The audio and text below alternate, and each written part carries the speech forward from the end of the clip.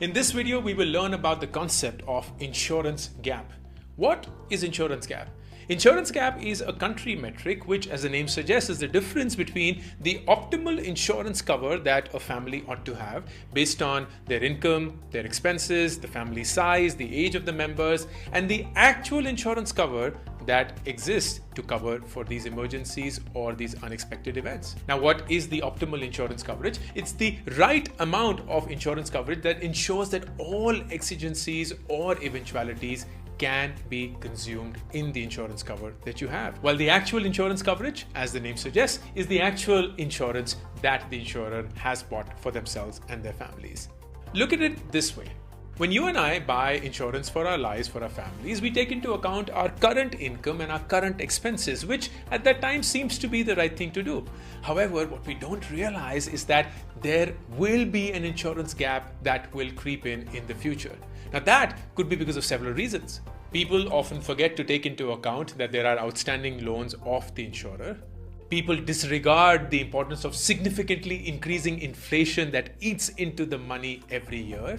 They do not fully understand how their rising standard of living is going to impact both their expenses and their ability to save for the future. And then there are several really big one-time events. There could be children's education, there could be their marriage, there could be buying a house or any such big purchase, and of course, the eventuality of retirement for the partner and yourself. All of this could lead to a big insurance gap and unfortunately a high financial instability circumstance. My question is, why would you do that to yourself, my friend? Why would you act in a manner that makes it seem like you're irresponsible? Here is some jaw-dropping data on India. For every 100 rupees that is needed in life insurance for the country, we only have life insurance to the tune of 17 rupees. That's a whopping 83% gap for the country. 1 in 4 Indians do not have health insurance at all. And 72% of Indians do not have an emergency fund. All of these facts are truth.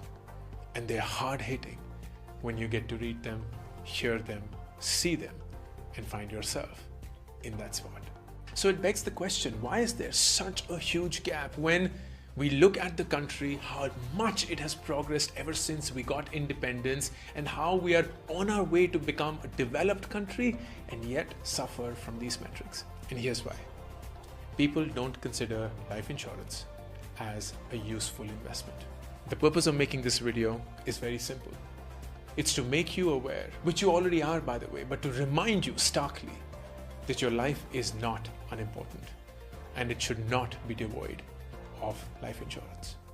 This is proper financial planning and you ought not to disregard it, irrespective of the stage you are in life or the age that you are at.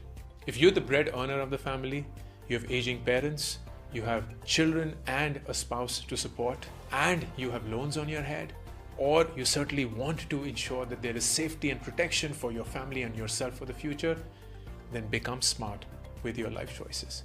The best time to buy life insurance was yesterday. The next best time is today. Life is unfortunately uncertain. However, you have the choice and the power to make your family's finances certain, even if that uncertainty occurs. I encourage you to get the right amount of life insurance cover for you and your family today.